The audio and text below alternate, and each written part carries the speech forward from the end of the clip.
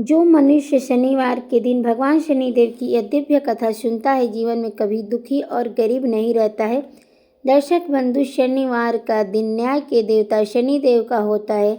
आज हम आपको सुमेरपुर गांव की एक ऐसी सत्य घटना सुनाने जा रही हूँ जो साबित करती है कि शनिदेव कभी किसी के साथ अन्याय नहीं होने देते हैं। यह कहानी है विश्वास, धैर्य और कर्म फल की। अगर आपके जीवन में भी परेशानियां खत्म होने का नाम नहीं ले रही है तो शनिदेव की इस पावन कथा को एक बार सच्चे मन से जरूर सुनिएगा।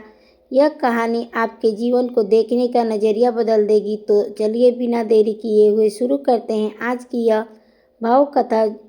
लेकिन दर्शक बंधु, आगे बढ़ने से पहले आज शनिवार व्रत से जुड़ी एक अत्यंत गंभीर और सत्य बात आपको अवश्य जाननी चाहिए। हमारे प्राचीन धर्म ग्रंथों के विशेषकर गरुड़ पुराण और शनि उपासना से जुड़े शास्त्र स्पष्ट कहा गया है कि शनिवार व्रत की कथा या शनिदेव से जुड़ी सीख को बीच में छोड़ देना केवल श्रद्धा की कमी नहीं बल्कि एक प्रकार का दोष माना जाता है, क्योंकि शनिदेव न्याय के देवता हैं। वे कर्म, संयम और धैर्य की परीक्षा लेते हैं। अधूरी कथा मन में भ्रम छोड़ देती है और भ्रम में किया गया कर्म शनि दोष को और गहरा कर देता है। इसलिए आपसे विनम्र निवेदन है कि आज की शनिवार कथा व्रत कथा को अंत तक अवश्य सुने। यह केवल एक धार्मिक कथा नहीं बल्कि कर्मों का दर्पण है। इस कथा में आप अपने ही जीवन के कर्मों की छाया देख पाएंगे। हो सकता है इस कथा का कोई एक प्रसंग आपके जीवन में चल रहे कष्टों का कारण समझा दे और वही प्रसंग आपको शनिदेव की कृपा का मार्ग भी दिखा दे। कई बार शनिदेव देने नहीं बल्कि सुधारने आते हैं और यह सत्य केवल वही समझ पाता है जो कथा को पूर्ण श्रद्धा से सुनता है। और दर्शक बंधु, यदि आप स्वयं को एक सच्चा सनातनी मानते हैं तो यह केवल आपका अधिकार ही नहीं बल्कि आपका धर्म भी है कि आप शनिदेव से जुड़ी ऐसी पावन कथाओं और शिक्षाओं को केवल अपने तक सीमित ना रखें बल्कि इन्हें उन लोगों तक भी पहुंचाएं जो बिना किसी जाने शनिदेव दोष से भयभीत रहते हैं। इसलिए इस वीडियो को लाइक करें, इसे अपने मित्रों और परिजनों के साथ साझा करें और हमारे चैनल पर सब्सक्राइब करना बिल्कुल ना भूलें ताकि हर शनिवार आपको शनिदेव से जुड़ी सच्ची कथाएं, व्रत विधान और जीवन बदल देने वाली शिक्षाएं निरंतर आपसे मिलती रहे। तो आइए मन में श्रद्धा, संयम और विश्वास लेकर शनि व्रत की इस पावन कथा को हम सुनेंगे, क्योंकि शनिदेव सबके लिए भला चाहते हैं। शनिदेव न्याय के देवता हैं और इन्हें समझने के लिए आप कुछ भी कर सकते हैं। श्रद्धा, संयम और विश्वास भी रख सकते हैं, क्योंकि इस पावन बहुत ही समय पहले की बात है। सुमेरपुर नाम का एक छोटा सुंदर गांव हुआ करता था, लेकिन यह कहानी उस समय की है जब सुमेरपुर पर कुदरत की मार पड़ी थी। गांव के बाहरी हिस्से में जहां बंजर जमीन विस्तार था, वहां एक छोटी सी कच्ची झोपड़ी की एक ऐसी झोपड़ी में एक गरीब किसान राम किशन अपने छोटे से परिवार के साथ रहता था। राम किशन का परिवार बहुत छोटा था। उसकी पत्नी कमला और 7 साल का बेटा सोहन। राम किशन स्वभाव के बहुत ही सीधा साधा, सरल और ईमानदार व्यक्ति था। उसके पास खेती के लिए पुरखों की दी हुई थोड़ी सी जमीन थी, लेकिन वह जमीन इतनी पथरीली और बेजान थी कि उस पर साल भर मेहनत करने के बाद भी इतना अनाज नहीं उगता था कि घर का खर्चा भी आराम से चल सके। राम किशन की दिनचर्या बहुत ही साधारण थी। वह रोज सुबह सूरज निकलने से पहले उठता और सबसे पहले गांव के बाहर बने शनिदेव के पुराने मंदिर में जाता। वह मंदिर में बहुत पुराना था, उसकी दीवारें दरक चुकी थी, लेकिन राम किशन की श्रद्धा में कोई कमी नहीं थी। उसके पास शनिदेव को चढ़ाने के लिए ना तो तेल था और ना ही प्रसाद, लेकिन वह मंदिर की सीढ़ियों पर माथा टेकता और सफाई करता।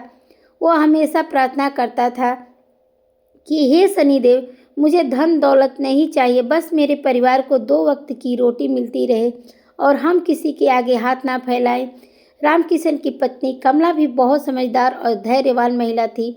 घर में अक्सर खाने की कमी रहती थी। कई बार ऐसा होता था कि चावल के बस मुट्ठी भर दाने और खाने वाले 3 लोग। ऐसे समय में कमला चुपचाप अपने हिस्से का खाना सोहन को खिला देती और खुद पानी पीकर सो जाती थी। राम किशन यह सब देखता था, उसका मन रो पड़ता था, लेकिन वह अपनी गरीबी के आगे लाचार था। सुमेरपुर के गांव में ही राम किशन का एक सगा बड़ा भाई भी रहता था।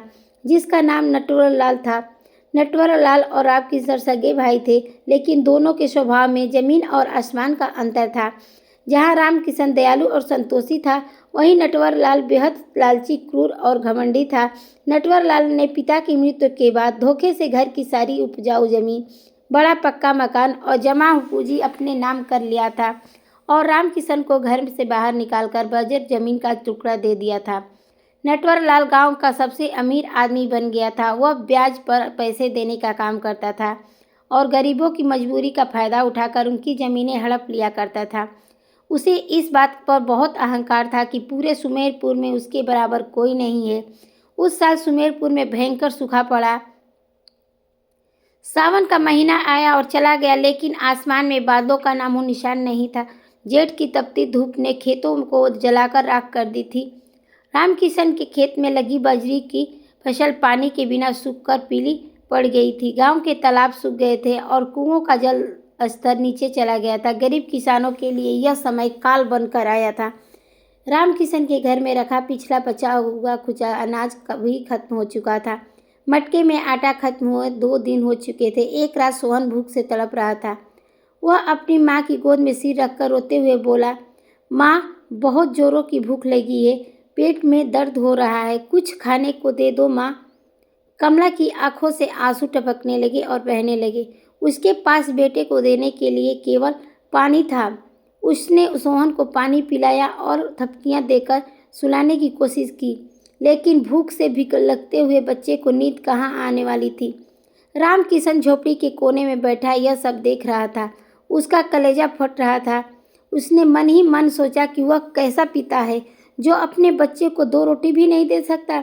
अगली सुबह जब सोहन भूख से बेहाल होकर निढल्ला पड़ा था, कमला ने हिम्मत करके रामकिशन से कहा, सुनिए, अब धैर्य रखने का समय नहीं है। अगर आज घर में अनाज नहीं आए तो हमारा बच्चा भूख से मर जाएगा। आप अपने बड़े भाई नटवर लाल के पास जाइए। उनके गोदाम अनाज से भरे पड़े हैं। वो आखिर आपके बड़े भाई हैं, सोहन के ताऊ हैं और उनके दिल भी थोड़ी दया होगी। रामकिशन ने भारी मन से कहा, कमला, तुम नटवर लाल को जानती हो?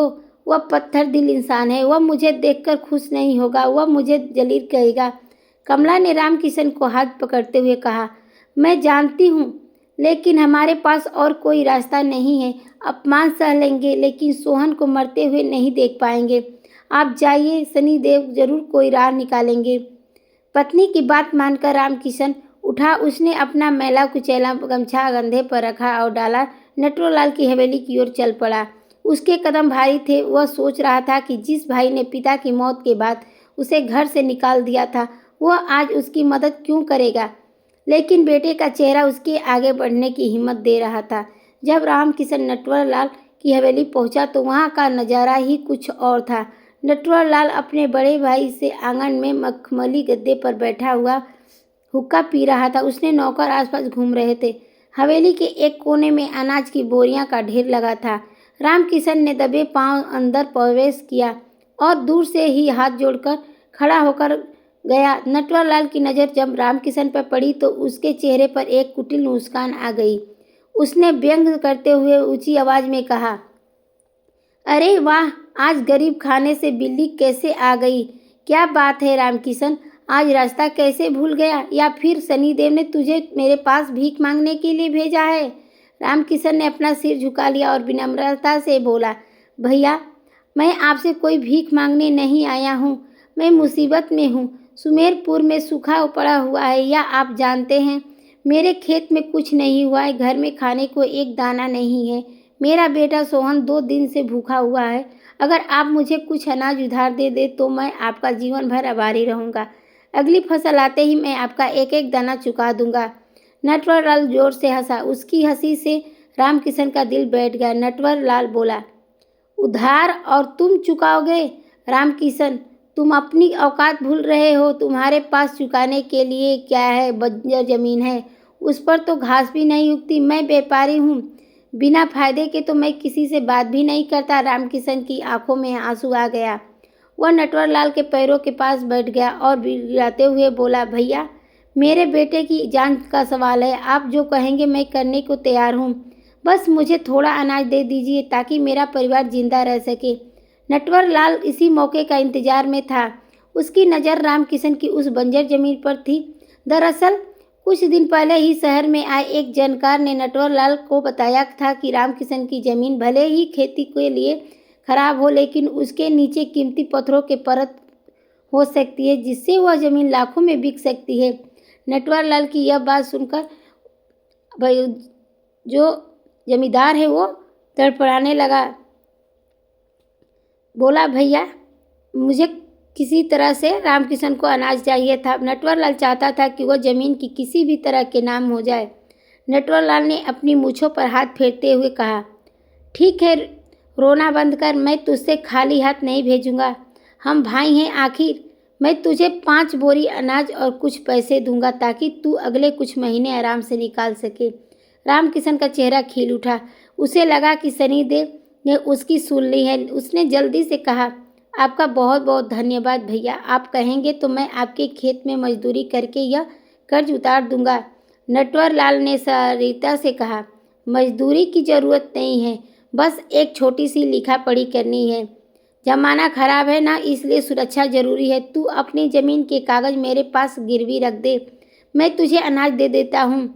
अगर तूने 3 महीने के अंदर ध्यान से सुन 3 महीने के अंदर मेरा कर्ज चुकाया तो वह ज़मीन मेरी हो जाएगी। रामकिशन घबरा गया। उसने कहा, भैया, 3 महीने तो बहुत कम है, अभी सूखा पड़ा है, फसल आने में समय लगेगा। कम से कम 6 महीने का 1 साल का समय दे दीजिए। नटवर लाल ने तुरंत अपना पतरा बदला और गुस्से का नाटक करते हुए कहा, देख, मुझे नखरे पसंद नहीं है, लेना है तो ले, वरना जा। तेरे बेटे की भूख तुझे नहीं सता रही है, मुझे क्या पड़ी है। यह सुनकर रामकिशन डर गया। उसे लगा कि अगर वह खाली हाथ लौटा तो सोहन मर जाएगा। उसने कांपते हाथों से नटवर लाल द्वारा तैयार किए गए कागज पर अंगूठा लगा दिया। उसे पढ़ना नहीं आता था, इसलिए उसे पता नहीं चला कि नटवर लाल ने कागज में ब्याज की दर इतनी ज़्यादा लिख दी थी कि जिसे चुकाना नामुमकिन था।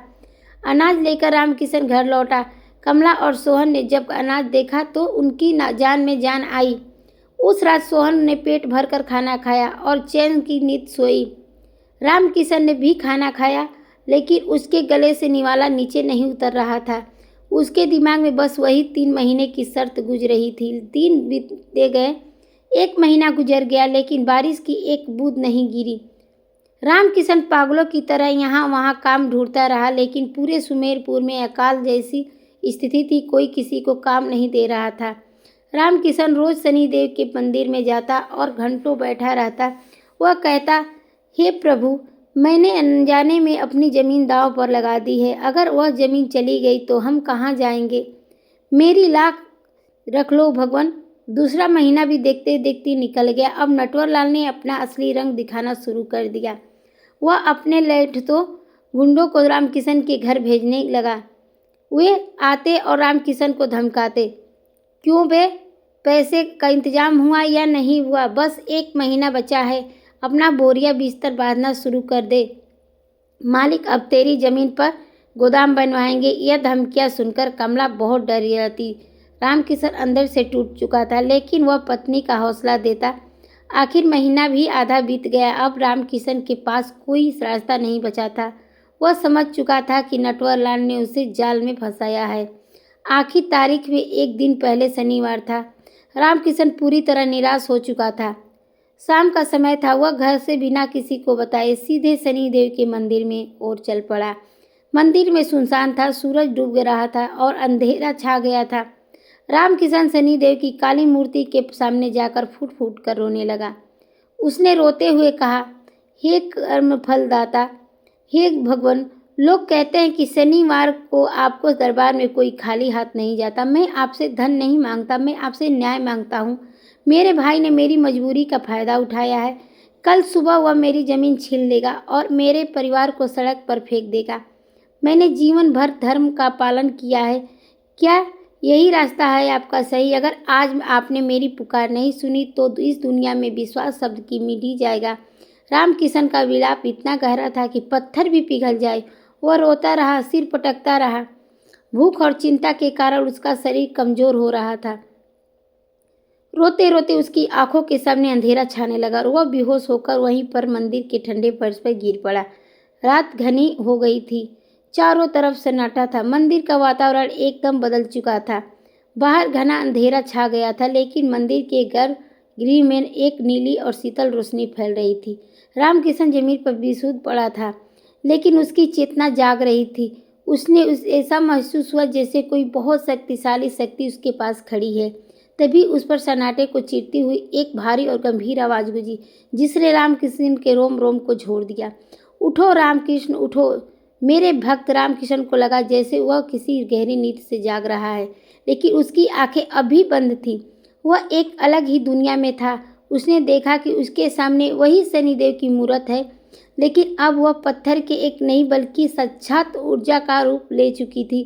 उस मूर्त से निकलती किरणें रामकृष्ण के आंसुओं को पोंछ रही थी।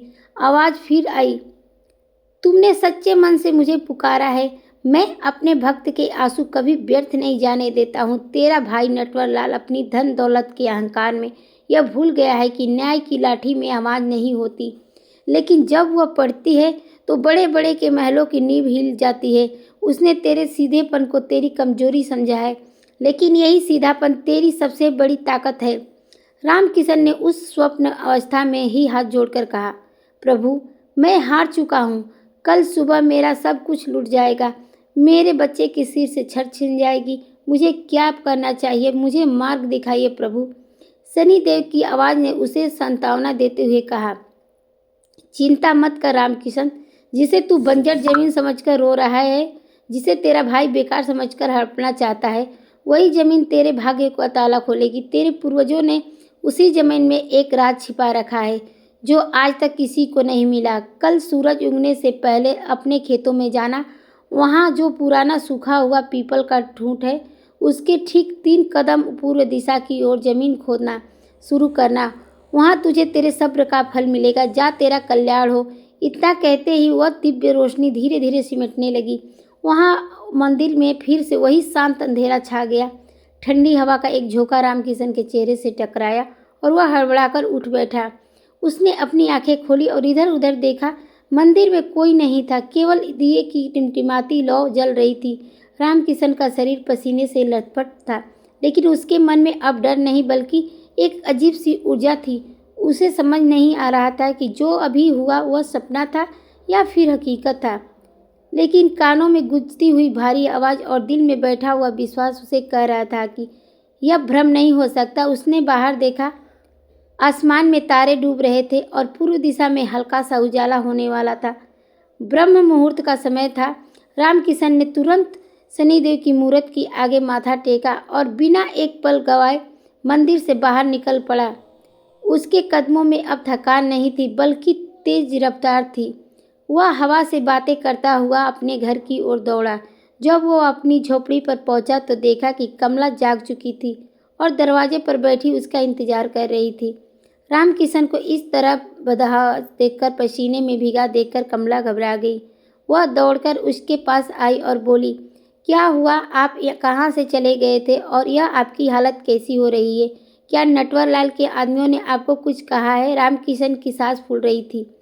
उसने कमला के कंधों को पकड़ते हुए कहा, कमला, घबराओ मत। नटवरलाल के आदमियों ने कुछ नहीं किया है। मैं मंदिर गया था। मुझे शनिदेव ने रास्ता दिखाया है। हाँ कमला, मुझे सपना आया नहीं, नहीं, वह सपना ही हकीकत है। वह साक्षात आदेश था। उन्होंने कहा कि हमारे खेतों में कुछ। मुझे अनजाने में ऐसे बिलखते हुए शायद चिंता है, तनाव की वजह से रामकिशन का शायद संतुलन बिगड़ गया है। उसे रामकिशन को शांत नहीं करने की कोशिश सुनिए। आप शांत हो जाइए। आप रात भर सोए नहीं हैं। कौन सा खेत? वहाँ केवल पत्थर और धूल है। वहाँ क्या मिलेगा? चलिए अंदर चलकर थोड़ा पानी पी लीजिए। लेकिन रामकिशन की आंखों में एक अलग ही चमक थी। उसने कहा कि नहीं कमला, अब रुकने का समय नहीं है। आज ही वह आखिरी दिन है जब नटवरलाल जमीन लेने आएगा। उससे पहले मुझे वह काम करना होगा। प्रभु ने बताया, मुझे फावड़ा दो, जल्दी करो। रामकिशन की जिद के आगे कमला को झुकना पड़ा। उसने डरते डरते घर के कोने में रखा पुराना जंग लगा फावड़ा उसे दे दिया। रामकिशन फावड़ा लेकर उल्टे पांव अपने बंजर खेत की ओर भागा। कमला भी उसके पीछे पीछे चल पड़ी, यह देखने के लिए कि आखिर वह करने क्या वाले हैं। सोहन अभी भी सो रहा था। उसे घर पर छोड़कर दोनों खेत पर पहुंचे। सुबह की ओर किरण अब भी धरती पर पड़ी भी नहीं थी। खेत वीरान पड़ा था। रामकिशन सीधे उस जगह पर पहुंचा जहां बरसों पुराना एक सूखा हुआ पीपल का पेड़ टूट खड़ा था। उस ठूट को देखकर रामकिशन को याद आया कि बचपन में उसके पिता अक्सर यहाँ बैठा करते थे। उसने शनिदेव के आदेश के याद किया। पीपल के ठूंठ से 3 कदम पूर्व की ओर रामकिशन ठूंठ से सटाकर अपने कदम नापे। 1 2 3। वह वहीं रुक गया। उसने आसमान की तरफ देखा, मन ही मन जय शनिदेव बोला और फावड़ा कसकर पकड़ लिया। सूखी और पथरीली जमीन पर फावड़ा चलाना आसान नहीं था। मिट्टी लोहे की तरह सख्त हो चुकी थी। रामकिशन ने अपनी पूरी ताकत लगाकर पहला वार किया। खटाक की आवाज आई। फावड़ा जमीन से टकराकर उछल गया। उसे हाथों में झंझनाहट हुई, लेकिन वह रुका नहीं। उसने दूसरा वार किया, फिर तीसरा वार किया। कमला किनारे खड़ी होकर यह सब देख रही थी। उसे समझ नहीं आ रहा था कि रामकिशन पागलों की तरह सूखी जमीन क्यों खोद रहा है। सूरज की रोशनी अब फैलने लगी थी। गांव के कुछ लोग सुबह सुबह शौच के लिए या खेतों की ओर जा रहे थे। उन्होंने रामकिशन को इस तरह पसीने में तरबतर होकर जमीन खोदते देखा। लोग वहीं रुक गए और आपस में बातें करने लगे। एक ने कहा, अरे देखो, यह रामकिशन पागल हो गया है क्या? आज तो नटवरलाल इसकी जमीन करने वाला है और यह खजाना ढूंढ रहा है। दूसरा हंसते हुए बोला, बेचारा सदमे में है। कर्ज का बोझ इंसान को पागल बना देता है। लोगों की हंसी और ताने रामकिशन के कानों तक पहुंच रहे थे। उसका ध्यान केवल अपने काम पर था। उसके हाथों में छाले पड़ गए थे। छालों से खून रिसने लगा था और फावड़े के हत्थे पर लग रहा था। पसीने की बूंदें उसकी आंखों में जा रही थी। उसका शरीर थक रहा था, लेकिन उसका संकल्प नहीं टूटा। उसने मन ही मन कहा, प्रभु, आपने कहा था तो कुछ न कुछ जरूर होगा। मैं तब तक नहीं रुकूंगा जब तक मेरे शरीर में जान है। करीब 2 घंटे बीत गए। रामकिशन ने 3-4 फीट गहरा गड्ढा खोल दिया, लेकिन वहाँ मिट्टी और पत्थरों के सिवा कुछ नहीं निकला। कमला अब रोने लगी थी।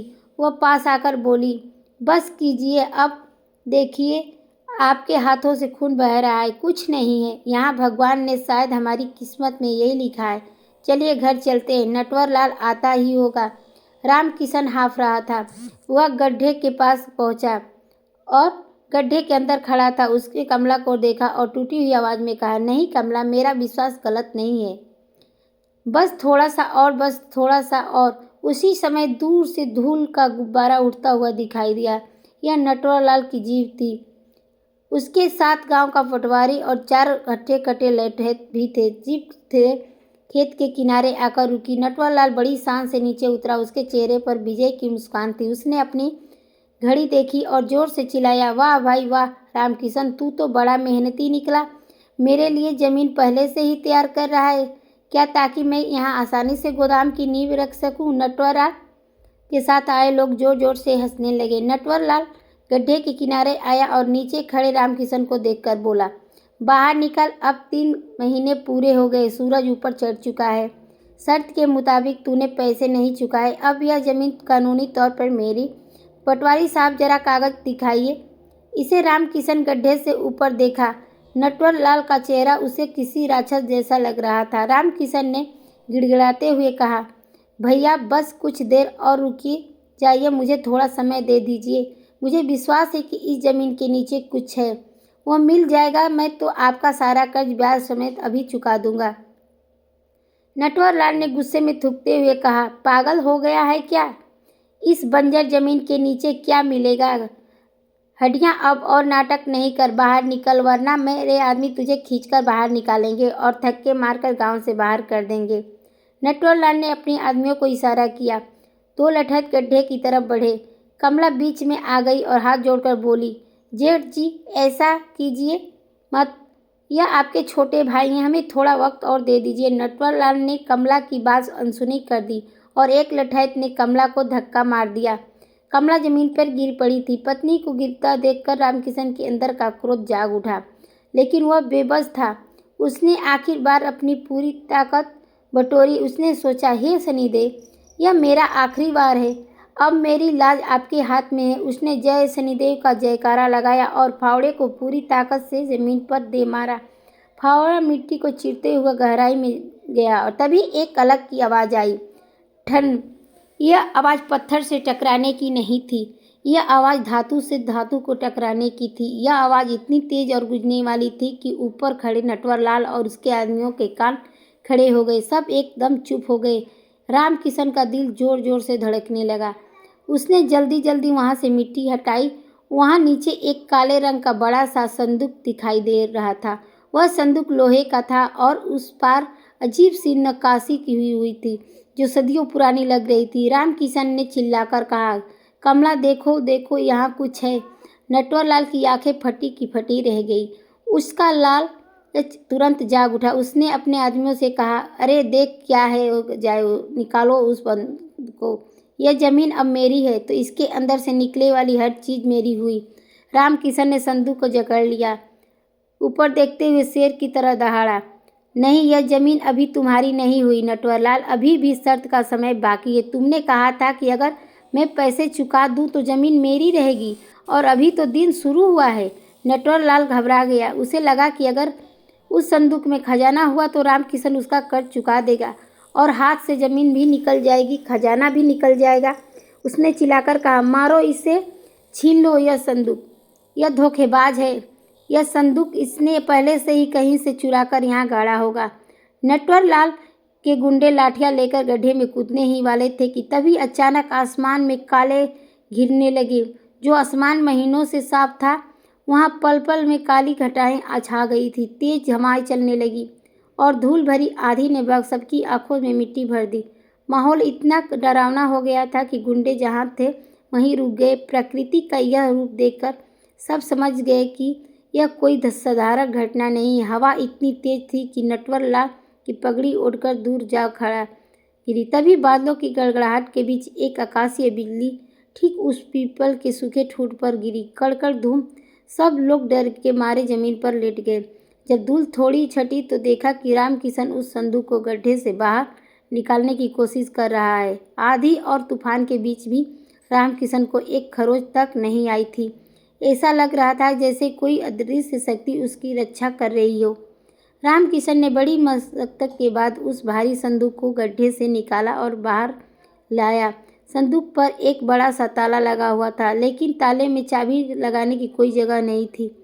उस पर केवल शनिदेव का एक प्राकृतिक चिन्ह बना हुआ था। नटवरलाल ने डरते डरते आगे बढ़ा। उसका लालच उसके डर से बड़ा था। वह बोला, रामकिशन, यह संदूक मुझे दे दो। इसके बदले मैं तेरा सारा कर्ज माफ़ कर दूंगा और तुझे यह ज़मीन भी वापस दे दूंगा, बल्कि तुझे और भी पैसे दूंगा। बस यह संदूक मुझे दे दो। रामकिशन ने अपने भाई की ओर घृणा से देखा और कहा, भाई, अब मुझे तुम्हारे किसी एहसान की ज़रूरत नहीं है। जिसका रखवाला स्वयं महाकाल हो, उसे किसी इंसान के रहम की भीख नहीं मांगनी पड़ती। तभी वहाँ गांव के सरपंच और बाकी लोग भी जमा हो गए। शोर सुनकर सब दौड़े चले आए थे। सरपंच ने कहा, रामकिशन, अगर यह जमीन से निकला है तो इसे सबके सामने खोला जाए। रामकिशन ने संदूक पर बने शनिदेव के चिन्ह पर अपना हाथ रखा। जैसे ही उसने खून से सने हाथ से उस चिन्ह को छुआ, ताला अपने आप एक झटके में खुल गया। संदूक का ढक्कन धीरे धीरे ऊपर उठने लगा। संदूक का ढक्कन खुलते ही वहाँ मौजूद हर इंसान की आंखें फटी की फटी रह गई। वह संदूक किसी साधारण खजाने में ही नहीं बल्कि सोने की असरफियों और कितनी रत्नों का लाभ भरा हुआ था। सुबह की पहली धूप जब उन सोने के सिक्कों पर पड़ी तो उनकी चमक इतनी तेज थी कि लोगों को अपनी आंखों पर हाथ रखना पड़ा। उस सोने की चमक के बीचों बीच एक काले रंग का चमकीला पत्थर रखा हुआ था जो बिल्कुल शनिदेव की शिला जैसा लग रहा था। नटवरलाल का मुंह खुला का खुला रह गया। जिस बंजर जमीन को वह कौड़ियों के भाव हड़पना चाहता था, उस जमीन ने तो आज सोना उगल दिया। उसका लालच अब पागलपन की हद पार कर चुका था। वह पागलों की तरह आगे लपका और चिल्लाया, हटो हटो सब लोग, यह खजाना मेरा है, यह जमीन मेरी है। शर्त के मुताबिक सुबह हो चुकी है और रामकिशन ने अभी तक मेरे पैसे नहीं लौटाए हैं, इसलिए कानून यह जमीन और यह जमीन से निकले हर चीज़ मेरी हुई। नटवरलाल ने झुककर संदूक की ओर पकड़ने की कोशिश की, लेकिन तभी रामकिशन ने उसका हाथ पकड़ लिया। रामकिशन की पकड़ में आज लोहे जैसी मजबूती थी। उसने नटवरलाल की आंखों में आंखें डालकर कहा, रुक जाओ भैया, अपना ईमान मत इतना गिराओ। शर्त का समय सूरज ढलने तक नहीं बल्कि कर चुकाने तक था, और वही रही बात समय की तो अभी तो दिन शुरू हुआ है। रामकिशन ने संदूक के अंदर से मुट्ठी भर सोने की सिक्के निकाले और सिक्के खनखनाते हुए उसके हाथ पे रख दिए। उसने नटवरलाल के सामने हाथ पर बढ़ाते हुए कहा, ले लो, तुम्हें अपना कर चाहिए था ना, ये लो, तुम्हारे 5 बोरी अनाज और ब्याज के बदले मैं तुम्हारे यह 50 सोने के सिक्के देता हूँ। इतनी कीमत तुम्हारे उस सड़े हुए अनाज और ब्याज से 100 गुना ज़्यादा है। गिन लो और अपना यह मनहूस कागज़ मुझे वापस कर दो। नटवरलाल हक्का बक्का रह गया। 50 सोने के सिक्के। उसने जिंदगी में इतना धन एक साथ नहीं देखा था, लेकिन उसका लालच इतने से शांत होने वाला नहीं था। वह पूरा संदूक चाहता था। उसने चालाकी दिखाते हुए सरपंच की ओर देखा और बोला, सरपंच जी देखिए, यह मेरे साथ अन्याय कर रहा है। सौदा जमीन का हुआ था। सरपंच जो यह सब देख रहे थे वह नटवरलाल की नीयत को अच्छी तरह पहचानते थे, और फिर शनिदेव का चमत्कार सब ने अपनी आंखों से देखा था। सरपंच ने कड़ी आवाज में कहा, नटवरलाल, बस बहुत हुआ। पूरा गांव गवाह है कि रामकिशन ने समय रहते तुम्हारा कर चुका दिया है, बल्कि कर्ज से ज़्यादा ही दे दिया है। अब अगर तुमने इस संदूक का इस जमीन की तरफ आंख उठाकर भी देखा तो पंचायत तुम्हें गांव से बाहर निकाल देगी। चुपचाप यह सिक्के लो और रफा दफा हो जाओ। यहाँ से गांव के लोग भी रामकिशन के समर्थन के नारे लगाने लगे। रामकिशन के जिंदाबाद होने के बाद शनिदेव की जय जयकार होने लगी। शोर गूंजने लगा। नटवरलाल ने देखा कि बाजी उसके हाथ से निकल चुकी है। उसने मन मनोहस करके हुए सोने के सिक्के लिए और अपने आदमियों के लिए साथ वहां से चला गया। जाते जाते उसकी आंखों में जो आग थी वह बता रही थी कि वह अपनी हार इतनी आसानी से नहीं भूले। जैसे ही नटवरलाल वहां से गया, एक और चमत्कार हुआ। जो बादल आसमान में घिरे हुए थे वे अब बरसने लगे। महीनों से प्यासी सुमेरपुर की धरती पर बारिश की बूंदें अमृत बनकर गिरने लगी। लोग खुशी से झूम उठे। बच्चे, बूढ़े, जवान सब बारिश में भीगने लगे। रामकिशन और कमला भी बारिश में भीग रहे थे, लेकिन उनके आंसू बारिश में पानी में मिल गए थे। यह खुशी के आंसू था। रामकिशन ने उस काले पत्थर को जो संदूक में मिला था अपने माथे से लगाया और आसमान की ओर देखा। रोते हुए बोला, हे न्याय के देवता, आपने मेरी लाज रख ली। आपने एक रंग को राजा बना दिया। मैं बचपन देता हूँ प्रभु, यह धन मेरे लिए नहीं बल्कि दूसरों की सेवा के लिए है। रामकृष्ण संदूक लेकर अपने घर आया। उस दिन रामकृष्ण के घर पर पूरे गांव की भीड़ लगी रही थी, लेकिन रामकृष्ण ने उस धन का रत्ती भर भी घमंड नहीं किया। उसने सबसे पहले उस धन से गांव के शनिदेव के मंदिर का मरम्मत करवाने का फैसला किया। उसने गांव के उन सभी किसानों की मदद की जिनके पास खेती के लिए बीज या बैल नहीं था। देखते ही देखते रामकिशन की जिंदगी बदल गई। जिस घर में खाने को दाने नहीं थे, आज वहां भंडारे चल रहे थे। रामकिशन ने पक्का मकान बनवाया, खेत को उपजाऊ बनाने के लिए अच्छे साधन मंगवाए, लेकिन वह खुद आज भी उसी सादगी में से रहता है। वह कमला और आज भी ज़मीन पर सोते हैं, वही साधारण खाना खाते हैं। सोहन अब अच्छे कपड़े पहनता और गांव की पाठशाला में जाने लगा। उधर नटवरलाल अपनी हवेली में बैठा जल रहा भुना था। उसे नींद नहीं आ रही थी। वह 50 सोने के सिक्के उसे लिए काफ़ी थे, लेकिन उसकी नज़र उस खजाने पर थी। उसे लग रहा था कि रामकिशन उस खजाने का असली हकदार नहीं है। नटवरलाल ने सोचा कि यह भोला भाला रामकिशन उस खजाने की कदर नहीं जानता। वह उसे दान धर्म में लुटा रहा है। वह खजाना मेरा होना चाहिए था। नटवरलाल ने बदला लेने का खजाना हथियाने के लिए एक बहुत ही खतरनाक योजना बनाई। उसने शहर से कुछ खातिर चोरों को बुलाया। यह साधारण चोर नहीं थे, यह वह लोग थे जो पैसों के लिए किसी की जान भी ले सकते थे। एक रात जब पूरा गांव गहरी नींद में सो रहा था, नटवरलाल अपनी हवेली के गुप्त कमरे में उन तीनों चोरों के साथ बैठा था। नटवरलाल ने शराब का गिलास मेज पर पटकते हुए कहा, सुनो भाई, काम बिल्कुल सफाई से होना चाहिए। रामकिशन ने वह संदूक अपने घर के पिछले कमरे में ज़मीन के अंदर गाड़ रखा है। आज रात तुम्हें वह संदूक लाना है, और अगर बीच में कोई आए, चाहे वह रामकिशन हो, उसकी बीवी हो या उसका बच्चा हो, तो उन्हें हमेशा के लिए चुप करा देना है। चोरों का सरदार जिसका नाम कालिया था। उसने अपने कमर से खंजर निकाला और उसे धारते हुए हंसकर बोला, सेठ जी, आप चिंता मत करो, आज की रात उस किसान की आखिरी रात होगी। सुबह तक संदूक आपके कदमों में होगा। और रामकिशन शमशान के नटवर लाल ने एक थैली कालिया की तरफ फेंकी और कहा, यह बयाना है, काम होने के बाद बाकी मिलेगा, जाओ। उधर रामकिशन के घर में सब सो रहे थे, लेकिन रामकिशन को अजीब सी बेचैनी हो रही थी। उसे नींद नहीं आ रही थी। बाहर बारिश का मौसम था और बादलों की गड़गड़ाहट हो रही थी। रामकिशन अपनी खाट से उठा और पानी पीने के लिए मटके के पास गया। तभी उसे घर के पिछवाड़े से कुछ खटपट की आवाज़ सुनाई दी। रामकिशन के कान खड़े हो गए। उसने सोचा, शायद कोई बिल्ली होगी या हवा में खिड़की बजी होगी, लेकिन तभी उसी दबी हुई आवाज़ों में फुसफुसाहट सुनाई दी। रामकिशन समझ गया कि कोई घर के अंदर घुसने की कोशिश कर रहा है। उसके घर में अब काफ़ी धन गया था, इसलिए उसे चोरी का डर हो गया था। रामकिशन ने समझदारी दिखाई। उसने शोर नहीं मचाया। उसने कोने में रखा अपना ही वही पुराना डंडा उठाया और दबे पांव पिछले दरवाजे की तरफ बढ़ा। अंधेरे में उसे 3 परछाइयाँ दिखाई दी जो दीवार फांदकर आंगन में उतर रही थी। उनके हाथों में चमकते हुए हथियार थे। रामकिशन का दिल जोर से धड़का। ये साधारण चोर नहीं, ये तो हत्यारे लग रहे हैं। रामकिशन ने सोचा कि अगर अब वह भी चिल्लाया तो यह लोग सीधे सोहन और कमला पर हमला कर सकते हैं। उसे अकेले की इनका सामना करना होगा।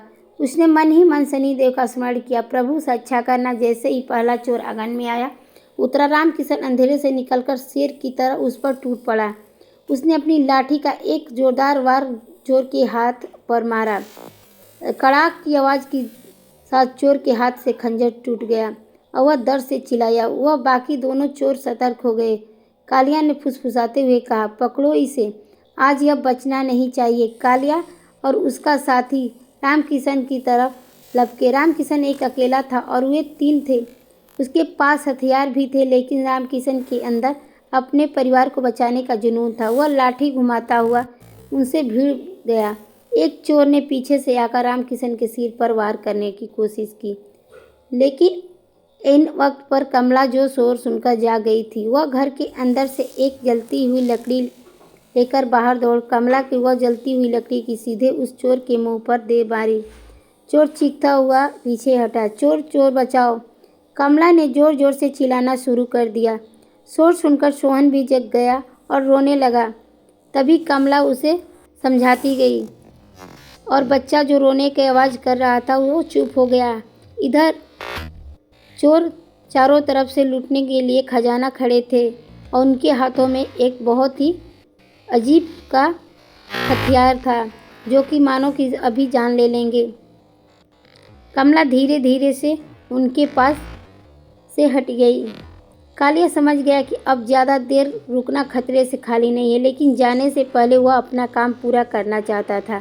उसने देखा रामकिशन दूसरे चोर से उलझा हुआ है। कालिया ने मौका देखकर अपनी जेब से एक जहरीला खंजर निकाला और पूरी ताकत से रामकिशन की पीठ की ओर फेंका। खंजर हवा को चीरता हुआ सीधा रामकिशन की तरफ बढ़ा। रामकिशन का ध्यान सामने वाले चोर पर था। उसे पीछे से आ रहा मौत का पता भी नहीं चल रहा, लेकिन तभी एक अनहोनी घटना घटी।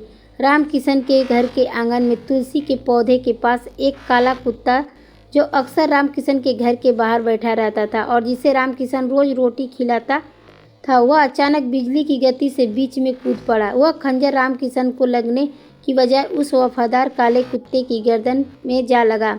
कुत्ता दर्द भरी आवाज़ में एक बार में चीखा और वहीं गिर पर कुत्ते की आवाज़ सुनकर रामकिशन पलटा। उसने देखा कि उसके वफादार साथी ने उसकी जान बचाने के लिए अपनी जान दे दी। वह दृश्य देखकर रामकिशन का खून खौल उठा। उसकी आंखों में आंसू और गुस्सा दोनों एक साथ उमड़ पड़े थे। उसने आँख देखा और नताव देखा। अपनी लाठी देकर उस कालिया पर पीला पड़ चुका था। उसका रूप इतना रौद्र था कि कालिया जैसा साथी बदमाश भी घबरा गए। तब तक गांव के लोग मशाल और लाठियां लेकर दौड़ते हुए आ गए। भीड़ को आता देख चोरों के होश भागता हो गए। वे अपनी जान बचाने के लिए दीवार फांदकर भागने लगे। गांव वालों ने उनका पीछा किया। 2 चोर तो अंधेरे का फ़ायदा उठाकर भाग निकले, लेकिन एक चोर था जिसके पैर में रामकिशन ने लाठी मारी थी। वह लंगड़ाते की वजह से नहीं भाग पाया और गांव वालों ने हत्थे चढ़ गए। गांव वालों ने उस चोर को पकड़कर रस्सी से बांध दिया। रामकिशन उस पर मरे हुए कुत्ते के पास बैठकर रो रहा था। उसने शनिदेव का वाहन माने जाने वाले उस कुत्ते के सिर पर हाथ फेरा। रामकिशन जानता था कि यह कुत्ता कोई और नहीं बल्कि शनिदेव की भेजी हुई सुरक्षा था। उधर पकड़े गए चोर की जब गांव वालों ने जमकर धुनाई की तो उसने दर्द के मारे सब कुछ उगल दिया। उसने जोर से नाम लिया। उसे सुनकर वहां मौजूद हर शख्स सन्न रह गया। चोर ने कहराते हुए कहा, हमें हमें मारो, हमने अपनी मर्जी से यह नहीं किया है। हमें नटवर लाल ने भेजा था। उसी ने हमें रामकिशन को मारने और संदूक चुराने की सुपारी दी थी। रामकिशन अपने आंसू पोंछे और खड़ा हो गया। आज उसके चेहरे पर दुख नहीं बल्कि एक कड़ा फैसला था। वह समझ चुका था कि जब तक नटवर लाल है उसका परिवार सुरक्षित नहीं है। सरपंच ने गुस्से में कहा, इस नटवर लाल ने सारी हदें पार कर दी है। पहले भाई का हक मारा, फिर उसकी जमीन हड़पने की कोशिश की और आज उसकी जान लेने पर उतारू हो गया है। अब यह पाप गांव बर्दाश्त नहीं करेगा। चलो सब लोग नटवर लाल की हवेली। सैकड़ों लोगों के भीड़ में हाथों में मशाल लिए गुस्से में नटवर लाल हवेली की ओर चल पड़े। रामकिशन सबसे आगे था। आज भाई का प्रेम खत्म हो चुका है। आज केवल न्याय बाकी था। नटवर लाल अपनी हवेली की छत से यह नज़ारा देख रहा था।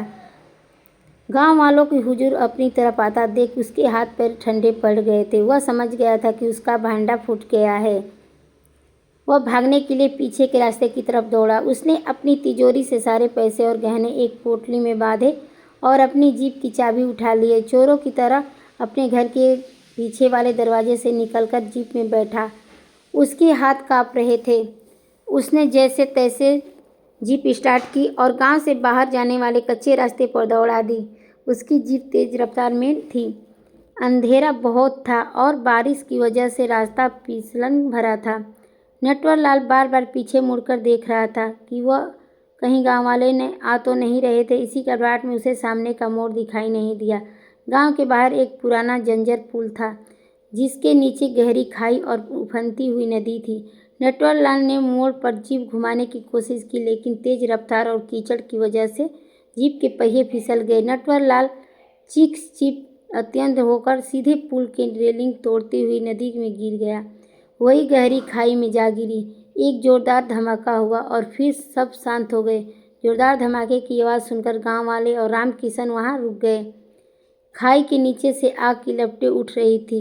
नटवर लाल की जीप के फरखच्चे उड़ चुके थे। वह नज़ारा इतना भयानक था कि किसी की भी रूह कांप जाए। गांव के कुछ लोग बोले, अच्छा हुआ, पापी का अंत ऐसा ही होना चाहिए था। शनिदेव ने उसे उसके कर्मों की सजा दे दी है। लेकिन रामकिशन का दिल ऐसा नहीं था। उसने देखा कि जीप तो जल रही है लेकिन खाई की ढलान पर एक झाड़ी में नटवर लाल फंसा हुआ है। वह जिंदा था लेकिन दर्द से बुरी तरह तड़प रहा था और बचाओ बचाओ चिल्ला रहा था। रामकिशन ने एक पल भी नहीं सोचा।